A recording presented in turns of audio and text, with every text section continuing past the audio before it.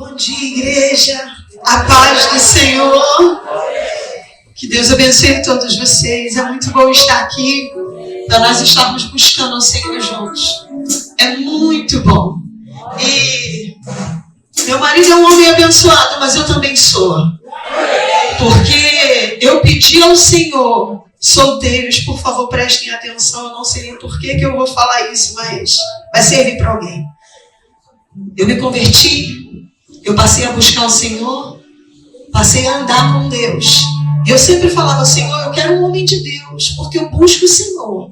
Eu não quero um homem da igreja, eu quero um homem de Deus, que ame o Senhor acima de tudo, porque ele amando o Senhor, ele vai me amar. E a resposta não veio no meu tempo, mas eu lembro que num dia que eu estava tão cansada da espera, porque verdade seja dita, espera às vezes deixa a gente cansado. Se a gente não cuidar, a gente até duvida. E eu lembro do dia que eu falei para o Senhor assim, Senhor, me dá o meu Samuel. Eu não pedi um homem com o nome de Samuel, mas eu lembrei de Ana. Então eu falei para o Senhor, Senhor, me dá o meu Samuel como o Senhor deu o Samuel para Ana. E Deus foi tão maravilhoso que trouxe o meu Samuel ainda com o nome de Samuel. Aplauda o nome do Senhor. Aleluia. Vamos adorar juntos. Porque o nosso Deus, ele é o Alfa e o Ômega. Eu quero agradecer aos irmãos que vão nos ajudar também. Que o Senhor... Samuel também? Deus abençoe vocês. Vamos adorar o Senhor, porque o nosso Deus, ele é o Alfa e o Ômega. Ele é o início e o fim. A minha amiga Thaís, minha amiga mais chegada aqui, irmã, que o Senhor me deu. Vamos adorar juntos. Se você puder, fica de pé. Ou se não puder, fique sentadinho, mas ergue suas mãos e declare: Senhor, Tu és o Alfa e o Ômega, o início e o fim. Vamos dizer juntos: não há outro como Tu. Declare, igreja, soberano.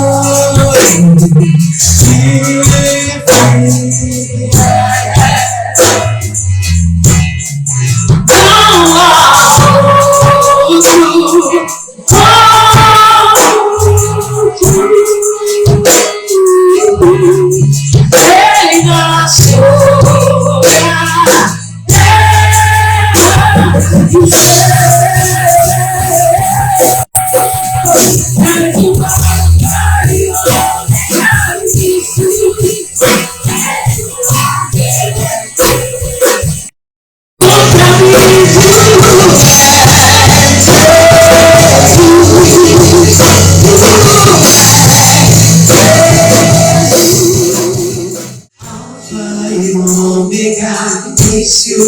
diz tudo pra mim, novamente, Alfa e Ômega, início, tudo pra mim, tudo pra mim, Alfa e Ômega, início e fim, tudo pra mim, tudo pra ninguém, Alfa e Ômega, início e fim,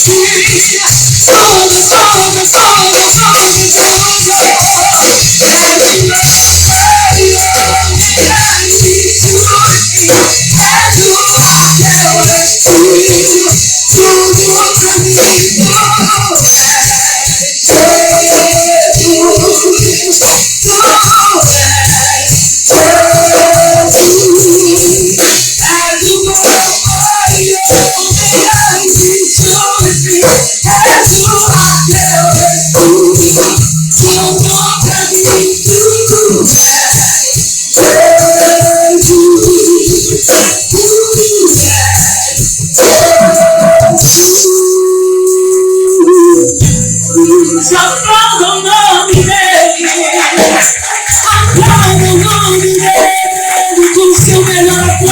em nome de Jesus.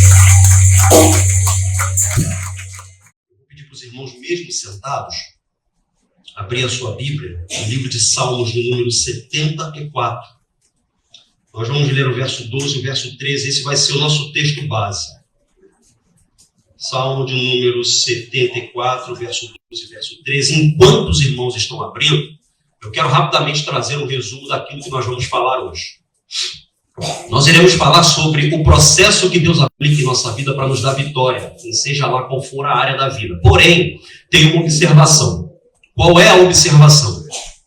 Ainda que muitos estejam passando a mesma situação adversa, na mesma área da vida, não significa que Deus vai aplicar o mesmo processo na vida de todos para dar vitória ao seu povo. Ele pode fazer isso? Pode, mas ele também pode aplicar processos diferentes um no outro, na vida do seu povo, ainda que muitos estejam vivenciando a mesma situação adversa na mesma área da vida. Diácono, não entendi nada. Vou te explicar, vou falar em tese, para você entender. Suponhamos que eu e o pastor Ricardo temos a mesma necessidade, sede. Mas para matar a sede do pastor Ricardo, Deus aplica um processo diferente daquele processo que ele vai aplicar na minha vida. Na vida do pastor Ricardo, um poço. Na minha vida, uma nascente. Deu para entender? O processo de Deus aplicado na nossa vida para nos dar vitória com essa observação. O fato de muitos estarem vivenciando a mesma situação na mesma área da vida, não significa que o Senhor vai aplicar o mesmo processo na vida de todos. Ele pode fazer isso? Pode, mas ele pode também aplicar processos diferentes um no outro na vida do povo para dar vitória à sua gente. Depois que nós verificamos essa informação sobre o processo, nós iremos verificar 5 pontos que, independente do processo que o Senhor aplicar na nossa vida, independente, todos nós temos que prestar muita atenção nesses pontos. Diácono, não entendi nada de novo. Vou usar o mesmo exemplo de anteriormente para você entender. Eu e o pastor Ricardo temos sede, situações iguais, estamos vivenciando a mesma coisa. Na vida dele, Deus aplica um processo diferente daquele que vai aplicar na minha vida. Na vida dele, um poço, na minha vida, uma nascente. Mas qual é o ponto que eu e ele temos que observar? O esforço. Por quê? Porque para eu chegar na nascente, eu tive que desbravar a mata fechada. E para ele ter o poço, ele teve que cavar. Então esse ponto tem que ser observado tanto por mim, tanto por ele, independente do processo que Deus está aplicando na nossa vida para dar vitória. Depois da informação do processo, nós iremos ver, se der tempo, 5 pontos. Eu quero mostrar para os irmãos aqui 5 processos onde todo mundo tem a mesma necessidade. Qual é a necessidade? Vencer as águas e chegar do outro lado. Mas em nenhum momento, notem, todo mundo está com a mesma necessidade aqui. Vencer as águas e chegar do outro lado. Mas em nenhum momento Deus aplica o mesmo processo na vida do povo dele. Ele aplica processos diferentes. E depois nós vamos ver 5 pontos que, independente do processo, nós temos que observar. Se der tempo, nós vamos ver os 5 processos e os 5 pontos. Se não der, a gente vai reduzir aqui, compactar o máximo possível. Ok? Então vamos lá. Nosso texto básico, por gentileza. Salmo de número 74, verso 12 e verso 13. Diz assim o texto. Está projetando lá? Que maravilha. Olha lá. Diz assim: ora, Deus, meu rei, é desde a antiguidade. Ele é quem opera feitos salvadores no meio da terra. Olha que maravilha. Olha que coisa forte. Está vendo? Verso 13. Tu, com o teu poder, dividiste o mar. Esmagaste sobre as águas a cabeça dos monstros marinhos. A Bíblia descreve o mar também como um lugar de tribulação. Né? O mar remete ao mundo. O mundo, que a Bíblia diz que jaz do maligno, que o sistema é difícil para nós nos mantermos de pé, a salvos. Porque esse sistema, esse mundo que jaz do maligno, ele tem ondas e tempestades. E a palavra de Deus em meio ao mar, ou seja, a palavra de Deus em meio ao mundo, para mim, para você, funciona como esses instrumentos de navegação. Bússola, farol, radar, GPS. Então, em meio a esse mundo que jaz do maligno, a palavra de Deus funciona para mim e para você como esses instrumentos de navegação, que orienta, que mostra, que guia, que auxilia, que indica, que deixa clara a direção, para que nós venhamos atravessar o mar, chegar do outro lado e cantar o hino da vitória. E Deus quer que eu e você venhamos atravessar o mar, chegar do outro lado e cantar o hino da vitória. Mas a gente precisa entender, olha aqui para mim. Deus é mais de reação do que ação. Como assim? A gente faz, ele reage. Está na Bíblia. Jeremias 29, 11 e 13. Capítulo 29, versículo 11, 12 e 13 diz assim: eu é que sei os pensamentos que tenho a vosso respeito, diz o Senhor. Pensamentos de paz e não de mal, para vos dar o fim que desejais. Agora olha. Então, passareis a orar a mim, ação minha e sua. Buscar-me-eis, ação minha e sua. Aí vem a reação dele. E me achareis, ele se deixa achar. A gente faz, Deus reage. Deus é mais de reação do que ação. E ele é o maior interessado em fazer a gente chegar do outro lado e cantar o hino da vitória. Mas a gente precisa fazer a nossa parte. Ele não vai fazer. Eu tenho fé para orar aqui agora e aquela cadeira levitar até aqui. Quer ver? Em nome de Jesus, levita! E vem pra cá. Eu estou falando sério, irmão, eu creio. Mas Deus não vai fazer isso, sabe por quê? Porque eu posso chegar aqui, pegar a cadeira e trazer para cá. É a minha parte a ser feita, ele não vai fazer. Vai fazer aqui. É o impossível. Abrir o mar. Te fazer passar. Chegar do outro lado. E se fala alguém atrás, ele fecha o mar e mata. E você nunca mais vê esse problema. Porque Israel nunca mais viu o problema. Nunca mais, irmão. É brabo demais. Eu fico quicando com isso. É muito forte. Nunca mais o povo viu o problema que azucrinava a cabeça dele. É isso que Deus quer fazer com você. É isso que Deus quer fazer comigo. Mas a gente tem que fazer a nossa parte. Precisamos fazer a nossa parte para o nosso Deus reagir. Ele vai reagir com sua Deus poderosa. Oh, glória. Aplauda o Senhor.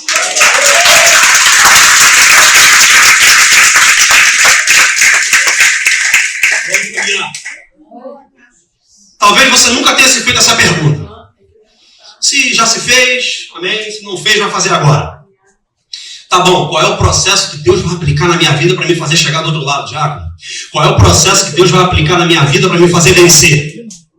Processo número 1, Êxodo capítulo 14, versículo 22. Israel, nos dias de Moisés, atravessa o mar com os pés enxutos. Pode ler ali, ó. Ninguém molhou o pé. Agora notem, não se esqueça da informação. Todo mundo tem a mesma necessidade. E o Senhor não aplica nenhuma vez o mesmo processo na vida do seu povo.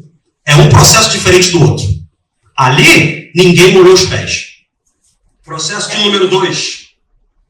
Josué capítulo 3, versículo 15. Nos dias de Josué, talvez alguns ou todo o povo atravessou e molhou os pés. Porque no texto original, dá a entender isso. Passaram com os pés na altura, com a água na altura ali dos tornozelos. Processo de número 3. Jonas capítulo 1, versículo 17. Jonas, nem com os pés enxutos, nem pouco molhados, mas dentro do bucho do peixe. Dorme com um barulho desse. Processo de número 4, Mateus capítulo 14, versículo 28 e 29. Pedro se molhou bastante, mas esse andou sobre o mar, sobre as águas. Processo de número 5.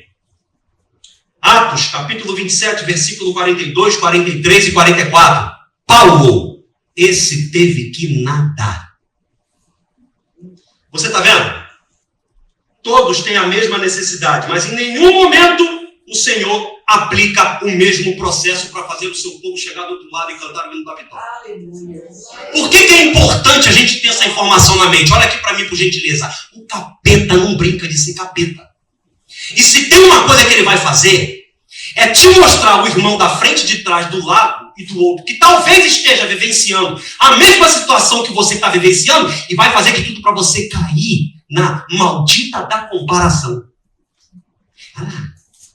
Ele está vivendo a mesma coisa que você está vivendo, na mesma área da vida. Por que o processo na vida dele é menos árduo do que o processo que está sendo aplicado na tua vida? Asaf quase se desviou, porque comparou. E a gente precisa ter a mente blindada no tocante a esse assunto, porque o cão vai fazer isso. O inferno trabalha com estratégia, e essa é uma das estratégias do inferno, fazer o crente comparar. Não compare, porque tem coisas, a gente vai ver isso mais para frente, que dá para entender em Deus, tem coisa que não dá para entender. O Senhor é expert em ser humano. Encarnou seu coração desesperadamente corrupto, quem o conhecerá? Nem eu nem você nos conhecemos, só Deus nos conhece 100%. Ele sabe por que está aplicando esse processo na sua vida. Mesmo você olhando para o lado, dizendo assim, fulaninho está passando a mesma coisa que eu na mesma área. Por que o processo na vida dele é menos árduo do que na minha vida? Fica tranquilo. O objetivo é fazer você chegar do outro lado. Olha aqui, Deus não está preocupado com o nosso conforto. Deus não está preocupado com a velocidade que nós vamos atravessar. Ele está preocupado com a nossa segurança. Glória a Deus. Tenha isso em mente. Não compare. Muito bem. Já vimos a informação do processo. Vimos biblicamente que, de fato, ainda que muitos estejam passando a mesma situação na mesma área da vida, não significa que Deus vai aplicar o mesmo processo para dar vitória ao seu povo. Ele pode fazer isso? Pode. Mas ele também pode aplicar processos diferentes um do outro na vida do seu povo. Agora vamos ver os pontos que, independente do processo que Deus aplica na nossa vida, nós temos que observar esses pontos com muita atenção. Primeiro ponto, no versículo 19 de Êxodo 14. No processo, parece que Deus nos abandonou. Está no versículo 19 de Êxodo, capítulo 14. Se você for ler e ver, você vai encontrar lá o seguinte. O anjo de Deus que ia adiante se retira e vai para detrás do povo. Nesse meio, a referência estava na frente o tempo todo. A coluna de fogo e a nuvem. De repente, a referência sai da frente do povo e vai para detrás. Nesse meio tempo que sai da frente e vai para detrás para fazer uma barreira entre Israel e o faraó, qualquer conjectura que eu faça, desde que eu não cometo heresia, é válida. Eu acredito que teve gente que... Cadê Deus? A referência estava na frente. Cadê Deus? Ele sumiu. Cadê Deus? Ele sumiu. Ui, ele desapareceu. Abandonou ele. Calma, ele está ali. Ele está agindo naquela área ali. Por quê? Porque no processo, às vezes, parece que Deus nos abandonou. Tem dia que a gente ora e não parece que o céu é de bronze. Tem dia que a gente clama e o que ouve do céu é o silêncio. Ou então assim, ó. Parece às vezes que Deus nos abandonou. Mas sabe o que acontece? Eu tenho bronca de pregar. Eu acho uma irresponsabilidade chegar e falar assim: se você não está sentindo o que eu estou sentindo e você não está vendo o que eu estou vendo, tem alguma coisa errada para você. Quem foi que disse? Me prova na Bíblia que isso é uma regra. Fé não é sentimento, fé é certeza e convicção. A gente pode sentir coisa boa buscando a Deus? Pode. A gente pode sentir e ver alguma coisa ruim buscando a Deus? Pode. Você sabia que até nos entristecer o Senhor pode? Pode nos alegrar? Também pode. A gente pode chegar na presença de Deus feliz e sair triste? Pode. Eu te provo na Bíblia. A gente pode chegar na presença de Deus triste e sair alegre? Podemos. A fé não é um sentimento. Nós não podemos tratar a fé como um sentimento. Fé é certeza e convicção. Vou falar em tese para você entender. O camarada está lá passando mal, vai no médico. Chega lá no médico: doutor, o bagulho tá doido, tô mal pra caramba. O médico pede lá uma bateria de exames, a bateria de exames vem, o médico olha e fala assim: é só uma gripe. Mas faz aqui o que está escrito nessa receita, vai embora para casa que você vai ficar curado. Ele sai do hospital gripado. Chega em casa gripado. No trajeto do hospital até para casa, de van, sei lá, ele está gripado. Mas por que ele aplica? Mesmo vendo e sentindo tudo o contrário do que ele deveria sentir, para ter certeza que está sendo curado. Por que ele aplica o que está na receita? Porque ele tem fé, certeza e convicção. Porque fé não é sentimento, é certeza e convicção. Porque se fé for sentimento, se isso for uma regra, tem que sentir alguma coisa, ver alguma coisa para caracterizar, para ter certeza que no mundo espiritual a minha atitude de fé está reverberando, que Deus está agindo a meu favor. Arranca Hebreus 11:1 da Bíblia. Rasga. Joga fora. Só você vê lá. Bem claro. Dizendo que fé não é sentimento. Fé é certeza e convicção. Salmo de número 16, verso 11 diz assim. Que na presença do Senhor há fartura de alegria. Ou seja, a gente pode chegar triste e sair alegre. Primeiro livro de Coríntios, capítulo 7, versículo 9 e 10. Paulo disse assim: a tristeza segundo Deus. Você pode chegar alegre e sair triste também. Como é que eu vou tratar a fé como um sentimento? Às vezes você chega na igreja esperando um sim de Deus. Hoje é onde o Senhor fala. Não. Senhor, eu vou obedecer. Jesus no Getsemane estava na presença de Deus. Estava triste ou estava alegre? Está na Bíblia, irmão. Ele chama Pedro, Tiago, João, fala para vocês, eu falo. Minha alma está angustiada até a morte. Então a gente não pode tratar a fé como um sentimento. Vai ter dia que a gente vai buscar Deus e vamos sentir e ver alguma coisa boa? Vai. Vai ter dia que a gente vai buscar Deus e vamos sentir e ver alguma coisa ruim? Vamos. Vai ter dia que a gente vai buscar Deus e não vamos sentir nada? Vamos. Uma certa feita, eu trabalhava na rua muitos anos atrás, estava no propósito, no jejum, o irmão estava pegando fogo. Se o capeta aparecesse na minha frente aquele dia, eu arrancava os 2 chifres dele. Estava pegando fogo. E pá, no jejum. Meio-dia, na época que as vans em São Gonçalo estavam em alta. Aí eu ali em Nova Cidade fui entrar numa Kombi. Irmão, quando eu cheguei na porta da Kombi, dava um brigueiro, motorista brigando com o passageiro. Tinha uma senhora com uma nenenzinha de colo, mas a neném chorava, e acho que era dor. Ela chegava a estar vermelha. E um brigueiro dentro da van, o irmão estava no propósito. Quando eu botei o pé dentro da Kombi, a nenenzinha que estava com a caraça vermelha de tanto chorar, parou o choro, olhou para mim, começou a rir, abriu os braços assim, aí aquilo ali trouxe uma paz para dentro da van. A mãe da menina falou assim, olha, ela não fez isso com ninguém. O que entrou com o senhor aqui trouxe muita paz. Eu sei que entrou comigo ali. Ou seja, eu senti e vi algo bom. Eu senti e vi algo bom buscando a Deus. Mas eu também já senti e vi algo muito ruim. Já. Vou te contar uma experiência que eu tive. Indo para a igreja também, na mesma pegada, no propósito, jejum, bate, acordado de madrugada, orado, tava como? Pegando fogo, falei, capeta, é hoje que eu te arrebento. Aí eu peguei... pelo chifre, né, irmão? Arranca fora. Miserável. Eu peguei o ônibus indo para a igreja. Aí, beleza. Virei para o motorista, o ônibus vazio, ali, quando eu estava em frente à Igreja Universal do Alcântara, aquela grandona. Virei para ele e falei assim, piloto, na época que você subia pela frente e descia por trás, piloto, se der para soltar aqui, pode abrir a porta para mim? Aí ele dirigindo falou assim, pode sim, pode ser que tem problema não. Falei, pô, obrigado, irmão, valeu. Aí eu dei um tapinha no ombro dele assim, numa boa. Irmão, ele fez assim, ó. Eu falei, irmãos, o sinal fechou, eu fui para a porta de trás para soltar. Eu senti uma presença tão horrível dentro do ônibus. Tão horrível. Aí o piloto, pode abrir aí. O cara não abriu. Piloto, abre aí para mim, por gentileza. O cara não abriu. Aí o sinal abriu, ele andou, parou no sinal, quase em frente ao extra, abriu. Quando eu fui descer, que meu braço ficou para dentro da porta assim, ele fechou a porta, tentou agarrar meu braço. Irmão, o Espírito Santo é minha testemunha. Eu saí andando e fiquei assim, tá amarrado, diabo. Quando eu olhei para trás, o cara estava em pé, lá no volante, assim, ó.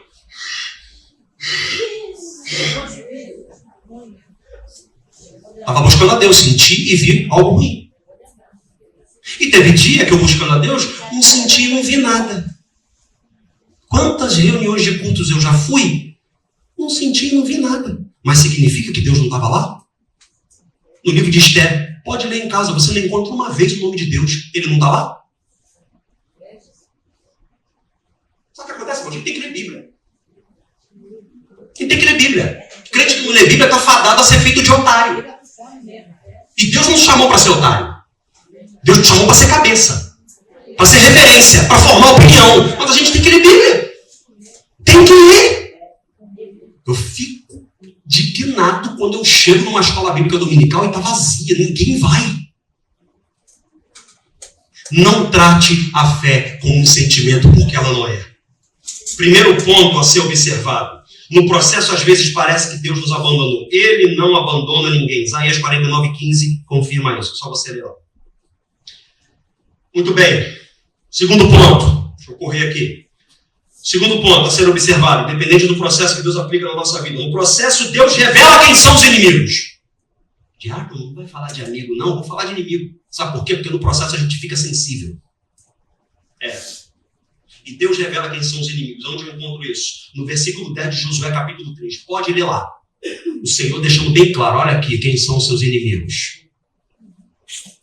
Irmão, Satanás não vai ficar de braço cruzado parado vendo a gente respeitar o processo e ser abençoado, não. E uma das estratégias que ele usa, já viu aquele ditado? O capeta não veio, mas mandou o secretário. É literal. Isso acontece. Você acredita, né? Vou te mostrar na Bíblia esse bagulho doido acontecendo.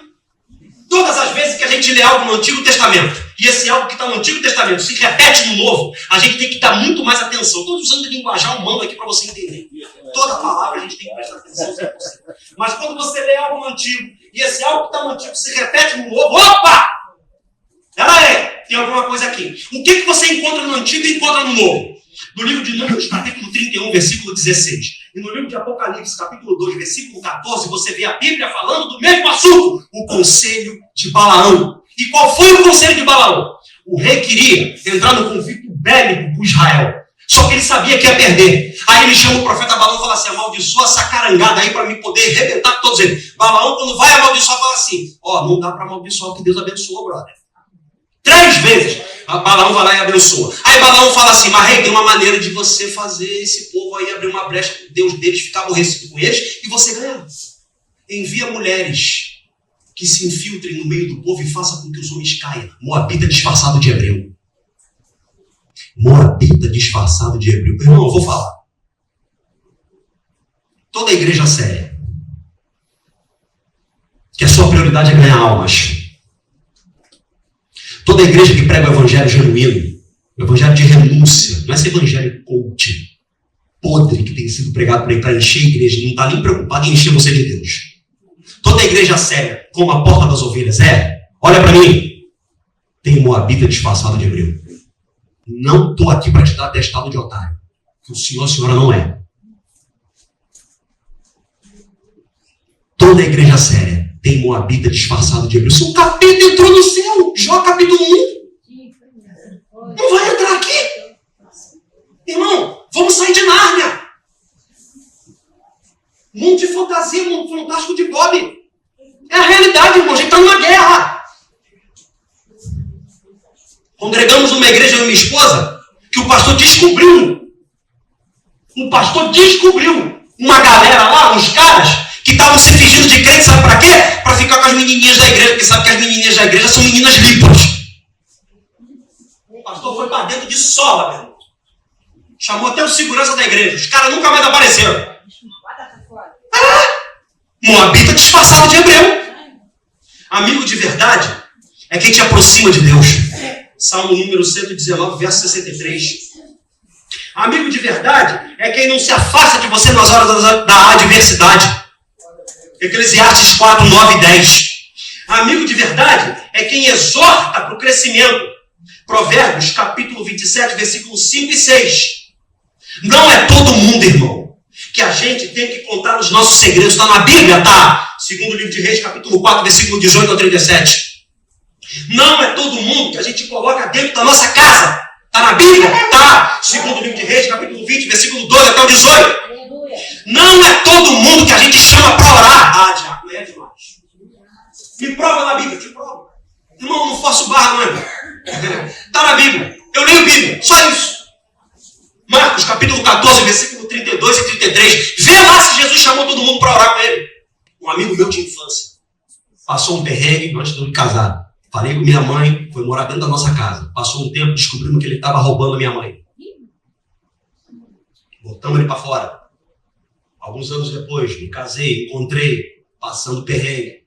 Vou dar uma segunda chance. Em comum acordo com minha esposa, botei dentro da minha casa. Vou resumir. Ele pegou um dinheiro com a agiota, deu os meus documentos, o número do meu telefone, meu endereço e meu nome.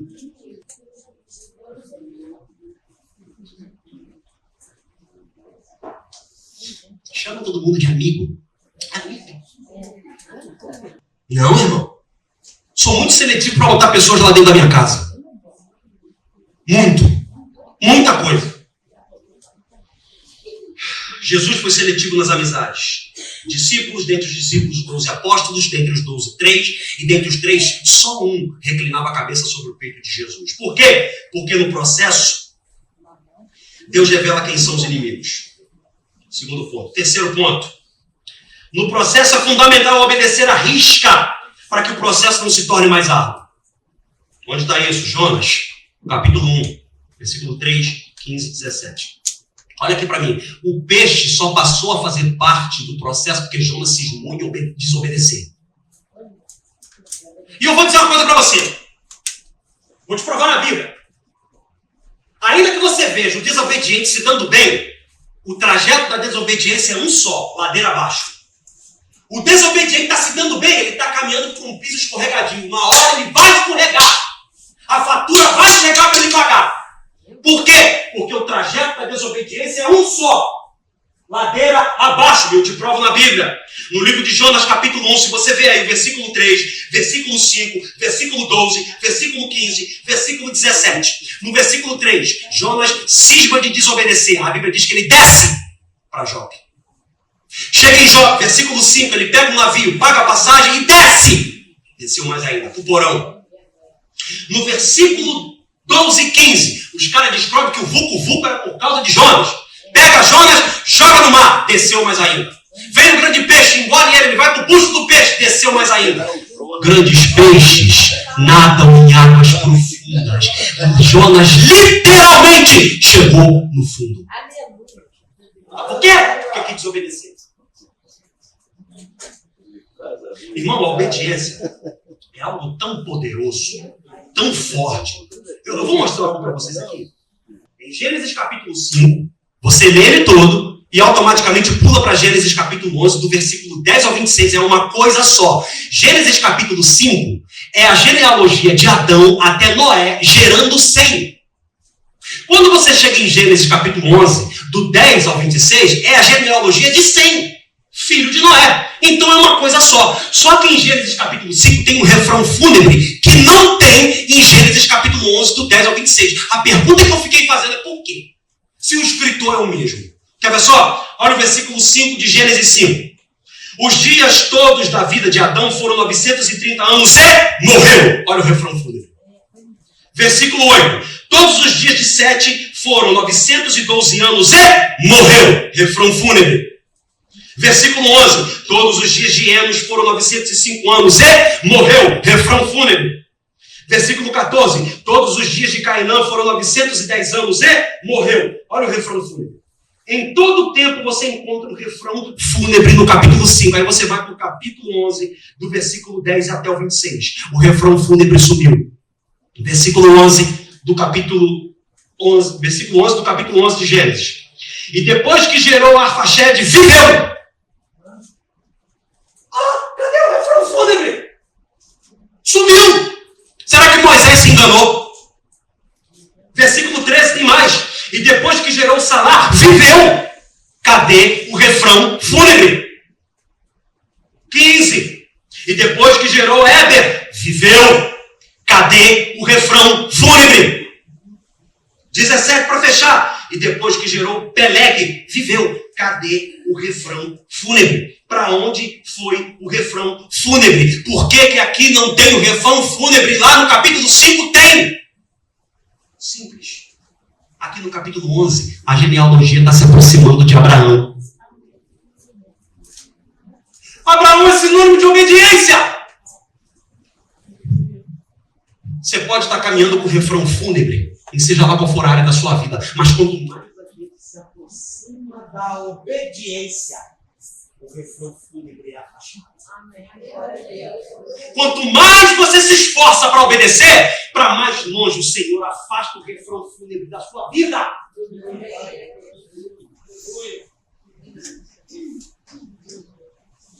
Se o Senhor mandar ir, vá. Se o Senhor mandar não ir, não vá. Eu tinha uma Fiat Uno, muitos anos atrás. Um bom carrinho guerreiro. Reformei, pintei, pá, falei, Senhor, agora chegou a hora, vou vender e vou dar entrada no melhor. Assim de oportunidade para comprar o melhor, fácil dando entrada. Com dinheiro da mão, o Senhor falou, não vende. E eu estava quase temando, a ponto do Senhor usar um desenho da televisão para falar comigo. Irmão, Deus é bravo demais.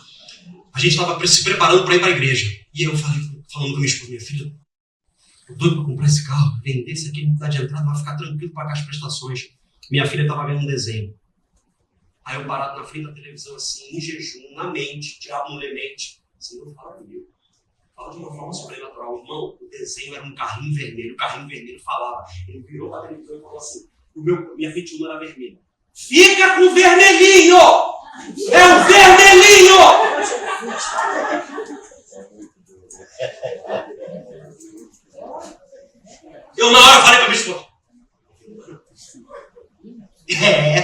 aconteceu depois? Me deram outro carro. Me deram! Eu não desembolsei um centavo. Fiquei com os 2 carros e vendia um muito bem. Sabe por quê? Porque a obediência faz com que o refrão fundo. Vale a pena obedecer. No processo, é importantíssimo obedecer à risca. Sabe por quê? Porque se não obedecer, o processo pode se tornar mais rápido. Abraão, aqui, Abraão não fez um milagre. Vai ver por que era o pai da fé. Obediência. Vamos lá. 4º ponto. No processo, cuide-se. Para quê? Para não ter uma visão errada do Senhor Jesus. Aonde está isso?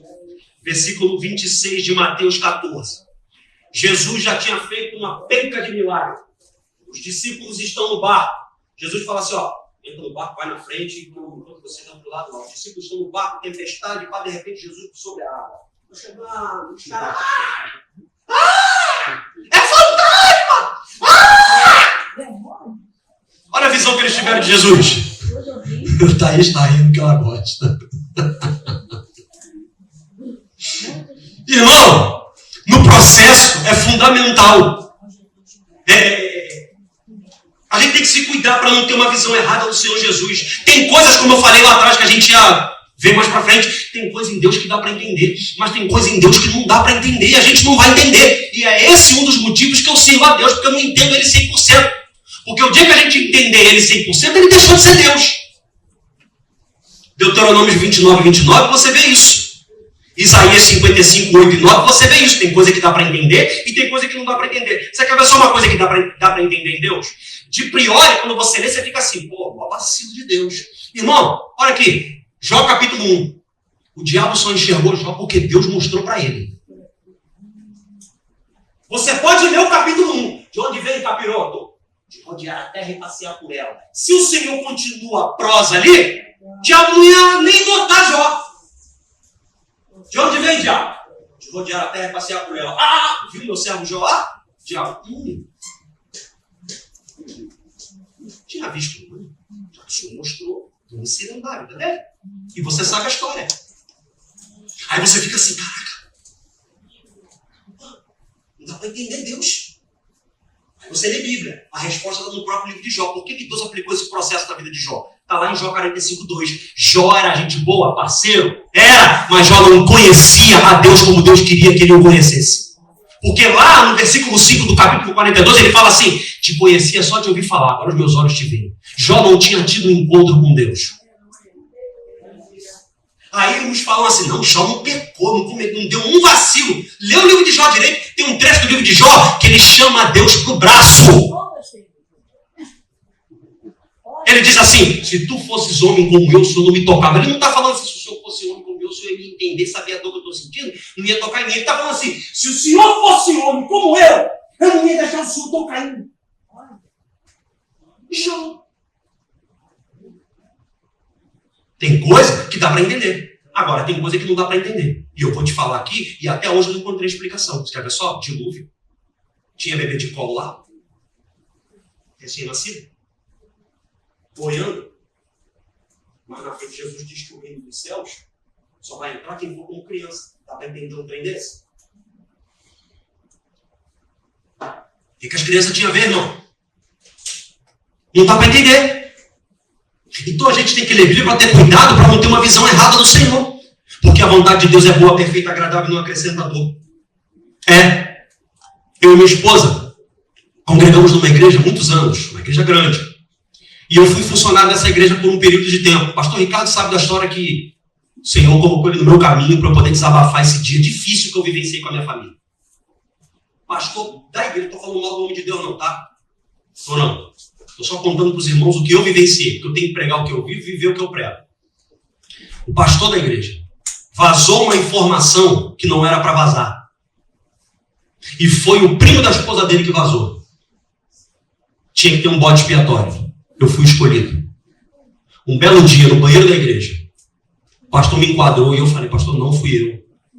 Tinha como provar que não fui eu. O pastor virou para mim e falou assim, não se meta nos assuntos do ministério. Vai limpar o chão. Aí o tempo passou, fui mandado embora, porque a igreja fechou algumas filiais, me pagaram. Mas o meu carro que eu usava para fazer o serviço ficou deteriorado. Quase que eu não recebo o dinheiro para fazer a reforma do meu carro. Às vezes, quando eu tinha que ir trabalhar com o carro da igreja que estava todo errado, eu falava, o carro está errado, vai dar problema.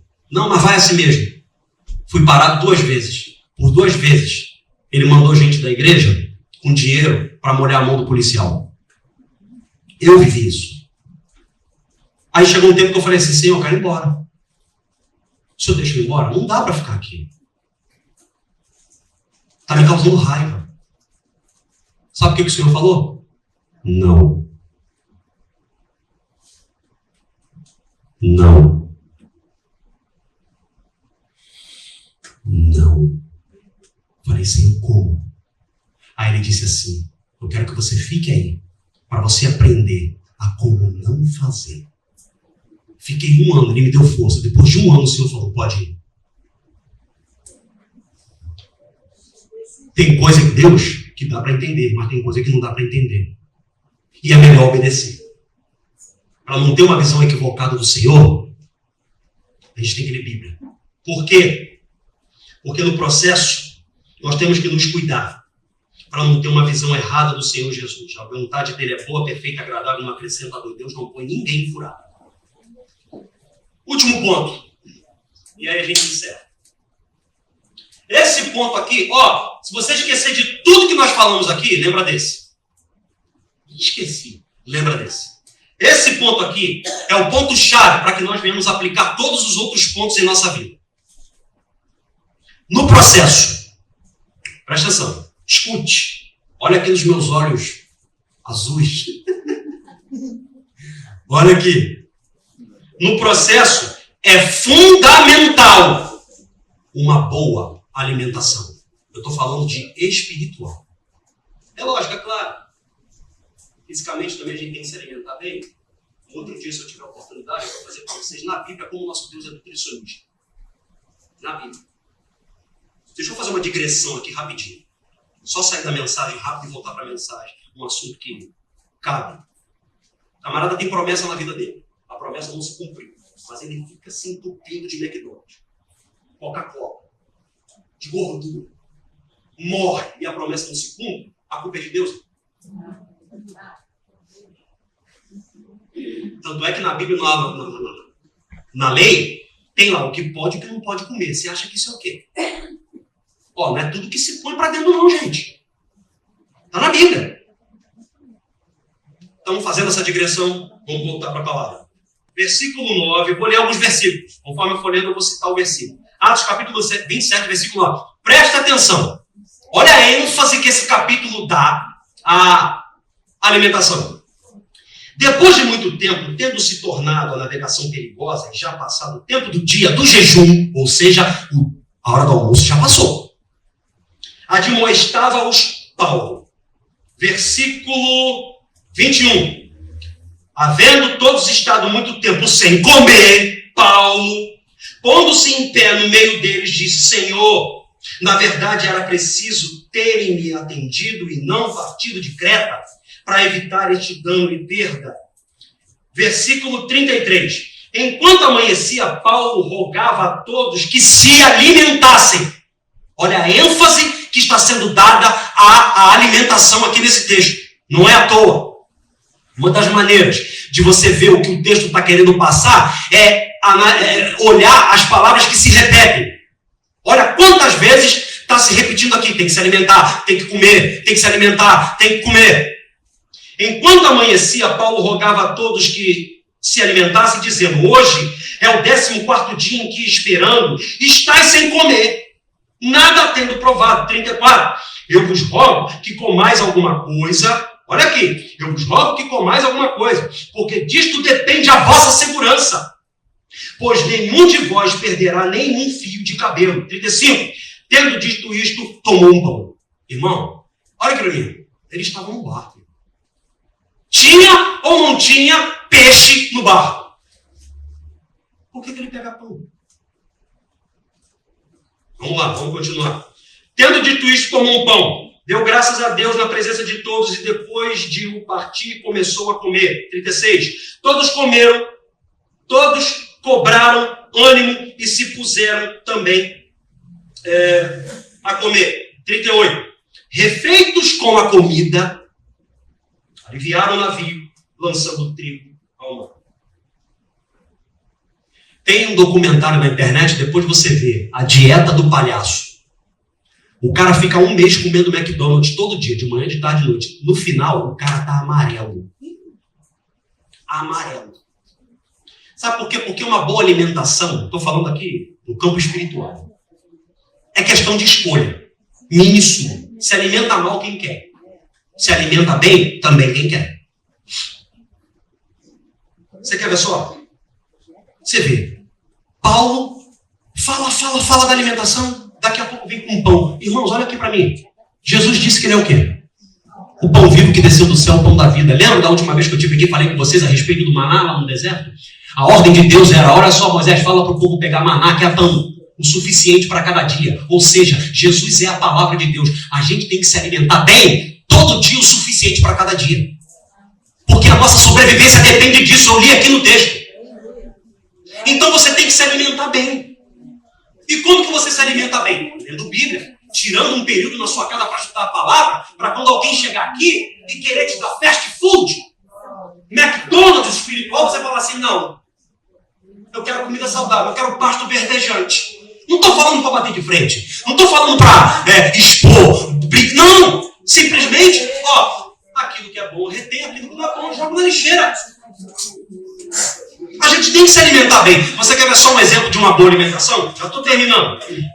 Ou melhor, de uma má alimentação. É considerar somente a severidade de Deus ou considerar somente a bondade de Deus. Isso é uma má alimentação. E hoje o que a gente vê por aí, no mundo, infelizmente, em muitas igrejas, é pregando uma bondade de Deus que parece, com todo respeito, parece que Deus é um panaca. Parece que Deus é um frouxo. Parece que vai chegar naquele grande dia, o Senhor vai fazer assim, quer saber, não vou mandar ninguém para o inferno, não. Eu sou tão bom, tão amor, tão parceiro, está todo mundo na glória, não tem problema não. Irmão, isso é utopia. No livro de Apocalipse tem lá uma lista de quem não vai entrar no céu. Então, considerar só a bondade de Deus a esse ponto é uma má alimentação. Também considerar só a severidade de Deus rígido, sentado no trono de glória, com um chicote na mão, pronto para arrebentar que não obedecer ele. Não, isso é uma má alimentação. Porque o nosso Deus, ele é bom. Verdade. A vontade de Deus, ela é flexível. Se você for dar uma olhadinha em Gênesis capítulo 19, Ló vira para Deus e fala assim, ou melhor, o Senhor vira para Ló e fala assim, foge para a montanha.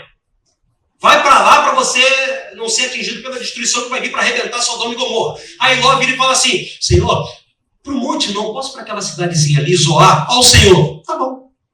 Vai. Isso mostra para mim e para você que a vontade do nosso Deus, ela é flexível até certo ponto. Até que ponto? Desde que não atrapalhe os planos dele. Ir para Zoar não ia atrapalhar, destruir Sodoma e Gomorra. Aí o Senhor olha e diz assim, tá bom, vai. Então, é uma má alimentação. A gente só considerar a bondade de Deus ou só a sua severidade. A gente tem que considerar a bondade e a severidade. A bondade de Deus. Deus amou o mundo de tal maneira. Olha, o escritor não encontrou nem palavras para descrever o amor de Deus por mim e por você. Considerando a bondade de Deus. Ele é bom o tempo todo, todo o tempo. A Bíblia diz que o Senhor quer que todos os homens se salvem. Ele é bom. Mas também a gente precisa considerar a severidade dele. A gente precisa considerar a severidade dele. Depois você lê em casa a primeira Bíblia de Samuel, capítulo 2, versículo 25. Vê lá quem queria matar os filhos de Eli. Não era o marginal, não, irmão. Não era o diabo. Era Deus. Quem matou Ananias e Safira? Nós precisamos considerar a bondade e a severidade de Deus. Isso é uma boa alimentação. Mas para isso, a gente precisa ler Bíblia. Para não receber qualquer tipo de comida. Porque se você comer qualquer coisa, você vai ficar doente. Não é tudo que se come. Uma boa alimentação, consequência, saúde e disposição para chegar até o fim. Uma má alimentação, consequência, falta de saúde e falta de disposição para chegar até o fim. E a Bíblia diz, em Mateus capítulo 24, versículo 13, só vence quem chegar até o fim. Os irmãos, aqui eu concluo. Esse último ponto é o ponto que, se você esquecer tudo que nós falamos aqui, grava esse. Se alimente bem, lê a Bíblia. Tira pelo menos 1 hora por semana para se trancar no quarto. Vira para sua família, lógico, é claro, em comum acordo. Não estou para ninguém. Vai estudar a palavra. Vai ler a Bíblia. Em nome de Jesus. O processo que Deus aplica na nossa vida, mesmo que todos estejam passando a mesma situação adversa, na mesma área da vida, pode ser diferente um do outro. Pode ser igual? Pode, mas pode ser diferente. Independente do processo que Deus aplica na nossa vida, para nos fazer chegar do outro lado, cantar o hino da vitória, nós temos que observar esses pontos. Qual é a conclusão? A conclusão é que a vitória que Deus tem para mim não é necessariamente igual à vitória que Ele tem para você. A forma que Deus operou, está operando e vai operar na minha vida não é necessariamente igual à forma que Ele operou, está operando ou vai operar na sua vida. Não é. Pode ser? Pode. Mas também pode não ser. Não importa como que a gente vai chegar do outro lado, atravessar as águas, vencer o mar, para cantar o hino da vitória. Não importa. Não importa. O que importa é que nós vamos chegar do outro lado. O que importa é que a tempestade não vai nos matar. O que importa é que vamos atravessar o oceano, chegar do outro lado, junto com a nossa família, junto com um monte de gente e cantar o hino da vitória. Em nome do Senhor Jesus Cristo de Nazaré. Você crê? Você crê? Viu a nossa pessoa que está segurando aí, ó? Fala assim para ela. Nós vamos chegar do outro lado e cantar o hino da vitória. Você vai chegar do outro lado e cantar o hino da vitória. A igreja Porta das Ovelhas vai chegar do outro lado e cantar o hino da vitória. Aplauda o Senhor. Aplauda de força. Estremece os pés de sua força aí. Em nome do Senhor Jesus. Graças a Deus, irmãos. Sentado mesmo, por favor. Eu quero fazer uma oração. Posso fazer uma oração, pastor? Posso? Feche os seus olhos aí. Gentileza. Feche os seus olhos. Eu vou pedir para a igreja fazer silêncio, por favor. Faça silêncio. Deixa eu orar por você, em nome de Jesus. Meu Deus, em nome do Senhor Jesus Cristo e por méritos dEle, nós sabemos que não somos merecedores de nada. Se o Senhor nos ouve e nos vê, como nós temos certeza absoluta que o Senhor está nos vendo e nos ouvindo, é graça, é favor imerecido. É porque Jesus fez isso por nós na cruz e muito obrigado. Meu Pai, o Senhor conhece a nossa estrutura e sabe que somos de pó. Tem dia que a nossa fé está lá em cima, mas tem dia que a nossa fé está lá embaixo. O Senhor sabe da necessidade de cada um aqui, em seja lá qual for a área da vida. Mas a nossa maior prioridade, a nossa maior expectativa é o arrebatamento. Então, o processo principal que queremos vivenciar, sim, Senhor, na vida financeira, na saúde, na família, no tocante aos amigos, sim, é verdade. Mas o maior processo que queremos vivenciar é dentro da gente, na mente, no coração.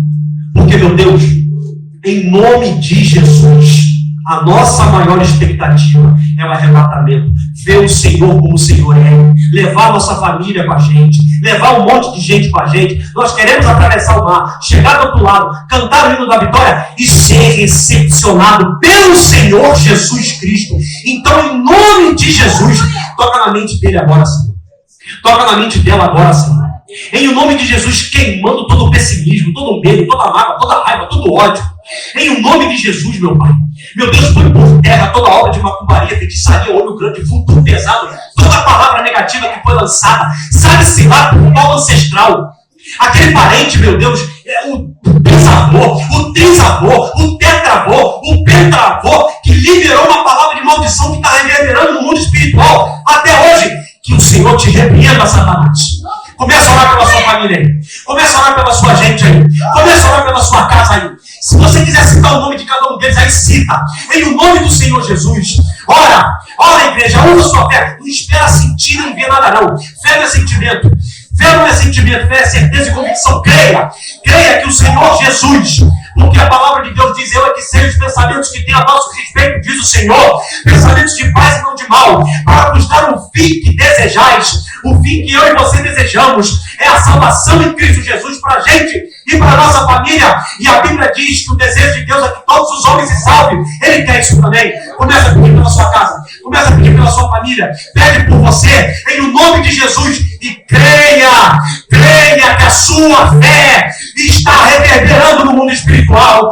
Creia que está havendo um movimento causado pela destra poderosa do Deus de Israel, aquele que nunca nasceu, aquele que nunca vai morrer, aquele que nunca olhou para o alto, porque não tem nada, nem ninguém acima dele. Ele está movendo o mundo espiritual a meu favor, a seu favor, em o nome do Senhor Jesus. Agora começa a agradecer, diga obrigado, Senhor.